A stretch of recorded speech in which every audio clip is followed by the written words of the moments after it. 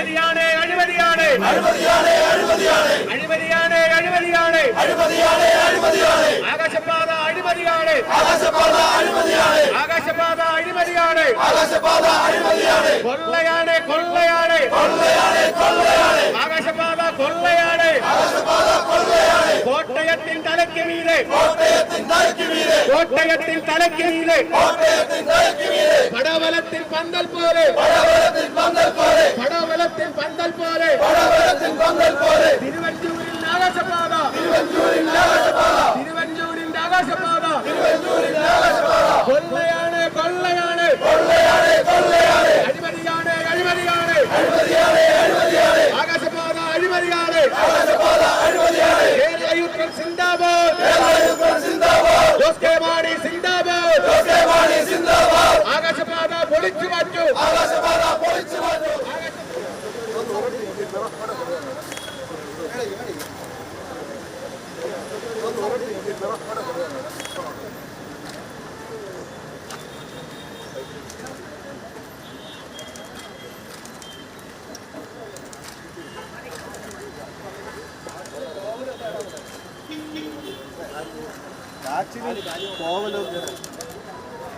ഇതുകൊണ്ട് കാച്ചിലും പടവലും പുറമെ എല്ലാ പച്ചക്കറികളും നടന്നതായിരിക്കും.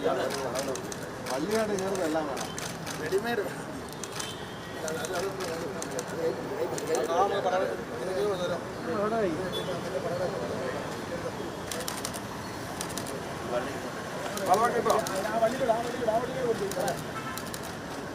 കാച്ചില്ലേ കാച്ചില്ലേ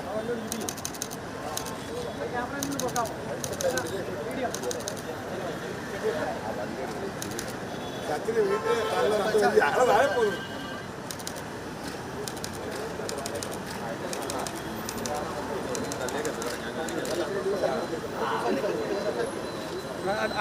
വീഡിയോ എടുക്കുന്നത്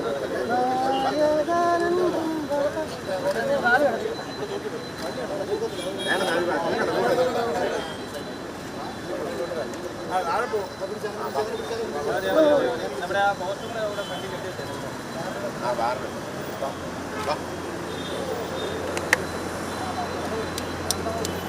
ഈ വള്ളി ഒട്ടി കേട്ടു.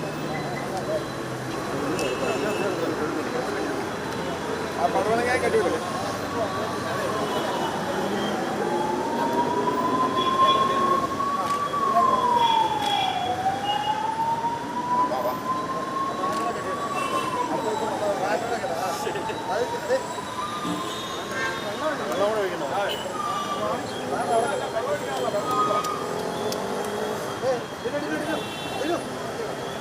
വിഷ്ണു പോകുന്നല്ലോ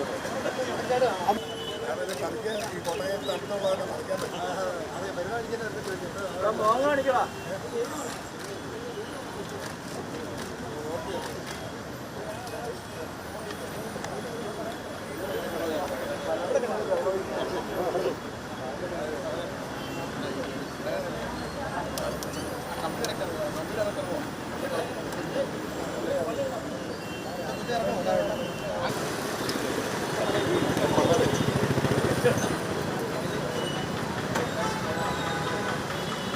തികച്ചും നിരുത്തരവാദപരമായിട്ടാണ് കോട്ടയത്തിൻ്റെ MLA പെരുമാറുന്നത്. അദ്ദേഹം ഇവിടെ മന്ത്രിയായിരുന്നപ്പോഴാണ് ഇങ്ങനൊരു പദ്ധതി നടപ്പിലാക്കിയതെന്നാണ് നമുക്ക് മനസ്സിലാവുന്നത്. പക്ഷേ അത് നടപ്പിലാകുമ്പോൾ അത് നടപ്പിലാക്കാനുള്ള ഉത്തരവാദിത്വം അദ്ദേഹത്തിനുണ്ട്. അതിൻ്റെ യഥാർത്ഥ നടപ്പിലാക്കത്തിൻ്റെ കാരണമെന്താ? നടപ്പിലാക്കാൻ സാങ്കേതികമായിട്ടോ നിയമപരമായിട്ടോ പറ്റുകയില്ല. അങ്ങനെ കാര്യങ്ങൾ മനസ്സിലാക്കാതെ, കാര്യങ്ങൾ മുൻകൂട്ടി ചിന്തിക്കാതെ ഒരു പദ്ധതി വിഭാവനം ചെയ്യുമ്പോൾ നമ്മുടെ നാട്ടിൽ പലയിടത്തുള്ളതുപോലെ ഏറ്റവും വലിയ ഒരു പദ്ധതി നടക്കാതെ വന്നിരിക്കുകയാണ്. കോട്ടയത്തെ സംബന്ധിച്ചിടത്തോളം കോട്ടയത്തെ സാധാരണ യാത്രക്കാരുടെ സൗകര്യത്തിന് വേണ്ടി ഉണ്ടാക്കിയെന്ന് പറയപ്പെടുന്ന ഈ ആകാശപാത റോഡ് മുറിച്ചു കടക്കാൻ വേണ്ടിയിട്ടാണ് നമ്മൾ വിഭാവനം ചെയ്തത്. അല്ലാതെ ഇത് ടൂറിസമായിട്ട് ബന്ധപ്പെട്ടൊന്നുമല്ല. പക്ഷേ ആ പർപ്പസ്, ആ ഉദ്ദേശം നടക്കുന്നില്ലെന്ന് നിങ്ങൾക്ക് എല്ലാവർക്കും അറിയാം. തന്നെയല്ല റോഡ് മുറിച്ചു കിടക്കണമെങ്കിൽ അതിന് ഈ മോളിൽ കയറണോ? ഇതാരും മോളിൽ കയറും? ഈ പ്രായത്തിൽ ഒരു 40-50 വയസ്സുള്ളവർക്ക് പോലും മോളിൽ കയറാൻ പറ്റിയല്ല. അപ്പോൾ മോളിൽ കയറണം, മോളിൽ കയറാനുള്ള സംവിധാനമില്ല. അപ്പോൾ പറഞ്ഞ ലിഫ്റ്റ് വെക്കുമെന്ന് പറഞ്ഞു. ലിഫ്റ്റ് വെക്കാൻ പറ്റുമോ? ലിഫ്റ്റ് എത്ര വെക്കും? ആ ലിഫ്റ്റ് ആര് മെയിൻറ്റെയിൻ ചെയ്യും? അതിനാര് കറണ്ട് ചാർജ് കൊടുക്കും? ഇതൊന്നും ചിന്തിക്കാതെ ചുമ്മാ നമ്മൾ വായത്താരി അടിച്ചിട്ട് യാതൊരു കാര്യവുമില്ല. അപ്പം ഫലത്തിൽ വന്നിരിക്കുന്നത് എന്താ? വർഷങ്ങൾക്ക് ശേഷവും ഇങ്ങനെ ഒരു നമ്മുടെ കോട്ടയത്തിന്, നമ്മുടെ നാടിന്, ഈ പട്ടണത്തിന് നാണക്കേടുണ്ടാക്കിയ ഒരു സാധനത്തിന് മുകളിൽ നിൽക്കുക. അതിലുപരി ഇപ്പോഴത്തെ പ്രശ്നം എന്താ? ഇതൊരു അപകട നിലയിലാണ്. നിങ്ങൾക്ക് മുകളിലോട്ട് നോക്കിയാൽ മനസ്സിലാവും. തുരുമ്പെടുക്കാൻ തുടങ്ങി. ഇരുമ്പ് തുരുമ്പെടുക്കാൻ തുടങ്ങിയാൽ പിന്നെ അധികം പഴക്കമില്ല. അപ്പോൾ തീർച്ചയായും ഈ വിഷയത്തിൽ അടിയന്തരമായി കോടതിയെ ബോധ്യപ്പെടുത്തി സംസ്ഥാന സർക്കാർ ഇത് പൊളിച്ചു നീക്കാനുള്ള നടപടി സ്വീകരിക്കണം. കോട്ടയം മുനിസിപ്പാലിറ്റി, ഈ പട്ടണത്തെ നയിക്കുന്ന കോട്ടയം തദ്ദേശ സ്വയംഭരണ സ്ഥാപനം കോട്ടയം മുനിസിപ്പാലിറ്റി, അവര് ഈ വിഷയത്തിൽ ഒരു തീരുമാനമെടുത്ത് ഇത് പൊളിച്ച് നടപടി സ്വീകരിക്കണം. സ്ഥല MLA ആ കാര്യത്തിൽ സഹകരിക്കണം. അതല്ലാതെ കൂടുതൽ വർത്തമാനം പറഞ്ഞു പോയിട്ട് യാതൊരു കാര്യവും. ഇത് അപകടമാണ്. ഒരു അപകടം ഉണ്ടായേച്ചു പിന്നെ പറഞ്ഞിട്ട് കാര്യമില്ല. അപകടം ഉണ്ടാകുകയില്ലെന്ന് ഇവർക്ക് ഉറപ്പ് പറയാൻ പറ്റുമോ? തിരുവഞ്ചൂരിന് ഇത് അപകടം ഉണ്ടാകുകയില്ല എന്ന് ഉറപ്പ് പറയാൻ പറ്റുമോ? അങ്ങനെ പറയാൻ പറ്റുമെങ്കിൽ അദ്ദേഹം ചെയ്യട്ടെ. ഇദ്ദേഹത്തിന് പണിയാൻ പറ്റുമെന്ന് ഉറപ്പുണ്ടോ? പണിയിപ്പിക്കാൻ പറ്റുമെന്ന് ഉറപ്പുണ്ടോ? സ്ഥലമെടുക്കാൻ പറ്റുമെന്ന് ഉറപ്പുണ്ടോ? ഇതിനെ പണം കണ്ടെത്താൻ പറ്റുമെന്ന് ഉറപ്പുണ്ടോ? യാതൊരു ഉറപ്പുമില്ലാതെ സാധാരണ യാത്രക്കാരനെ അപകടപ്പെടുത്തുന്ന ഒരു നിർമ്മാണം അത് ഏറ്റവും പെട്ടെന്ന് പൊളിച്ച് മാറ്റി ഈ പട്ടണത്തിന് ഒരു അംഗീകാരം കൊടുക്കണം. അല്ലെങ്കിൽ ഇതിന്റെ അന്തസ്സ്, നാണക്കേട് മാറ്റിയെടുക്കണം. കോട്ടയത്തിന്റെ അന്തസ്സ് നിലനിർത്തണം. അതിന് ഇമാതിരിയുള്ള വികസനമല്ല വേണ്ടത്. എത്രയോ വലിയ കാര്യം ചെയ്യാനുണ്ട്. അത് ചെയ്യാനുള്ള തീരുമാനമാണ് അദ്ദേഹം എടുക്കേണ്ടത്. അതിനോട് ഗവൺമെന്റ് സഹകരിക്കണം. ഞങ്ങളുടെ പാർട്ടി എന്ന നിലയ്ക്ക് ഞങ്ങളും സഹകരിക്കും.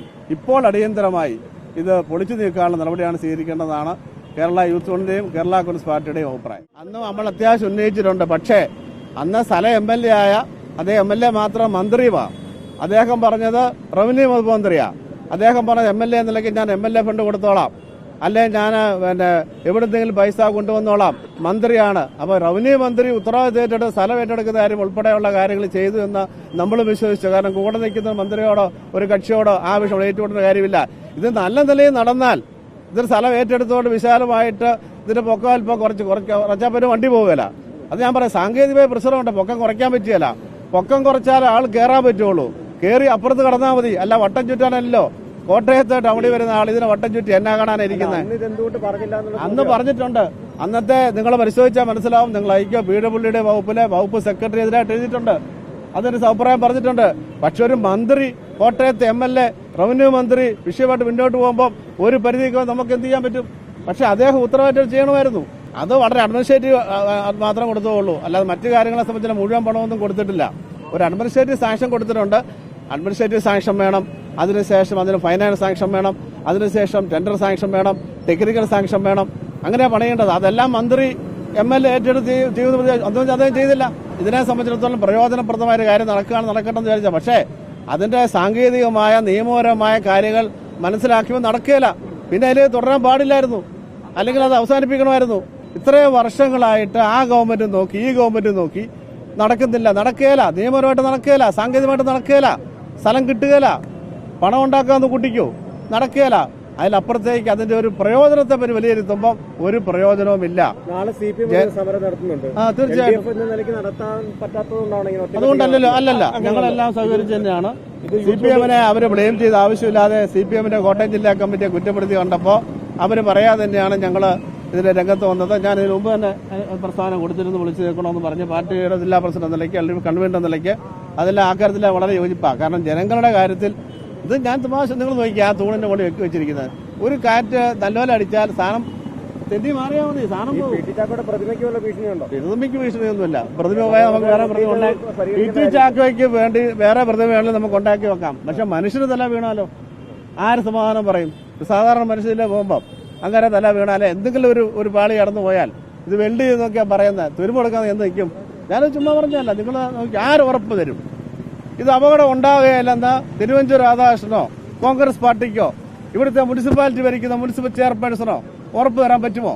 എഴുതി തരട്ടെ, അല്ല അവർ പറയട്ടെ. അതെല്ലാം ചുമ്മാ വിളച്ചിട്ട് പറഞ്ഞിട്ട് കാര്യമുണ്ടോ? അഴിമതിയുടെ പങ്കിട്ട് സുഖം കേരള കോൺഗ്രസിന് ഇല്ല. അഴിമതി അതിന് ഞാൻ പറയാം, അഴിമതിക്ക് അപ്പുറത്ത് അഴിമതിയൊക്കെ ഉണ്ട് കാണുമായിരിക്കും. പക്ഷെ അതിന് അപ്പുറത്തേക്ക് ഒരു ഫീസിബിലിറ്റി വേണ്ടേ? ഒരു ടെക്നിക്കൽ സാങ്ഷൻ വേണ്ടേ? അതിനകത്തൊരു നിയമപരമായ വ്യക്തിക്ക് വേണ്ടേ? ഇതൊന്നുമില്ലാതെ ചുമ്മാ പറഞ്ഞാൽ നടക്കുമോ? നമുക്ക് റോഡ് പണിയണമെങ്കിൽ, ഒരു കുഞ്ഞ് കലുങ്ക് പണിയണമെങ്കിൽ ഈ പറഞ്ഞ AS-ഉം SS-ഉം TS-ഉം എല്ലാം വേണം. ഇതൊന്നുമില്ല. മന്ത്രി അന്നങ്ങ് വിലം പിടിച്ചു. റവന്യൂ മന്ത്രി അന്നത്തെ ഞാൻ പറയുന്നത് അദ്ദേഹം കളക്ടറെ തന്നെ അദ്ദേഹം സ്വാധീനിച്ചാണ് ഉണ്ടാക്കിയത്. നിങ്ങൾക്കറിയാലോ, ഇവിടുത്തെ മുനിസിപ്പൽ സെക്രട്ടറിയോ PWD സെക്രട്ടറിയോ പ്രശ്നമില്ല.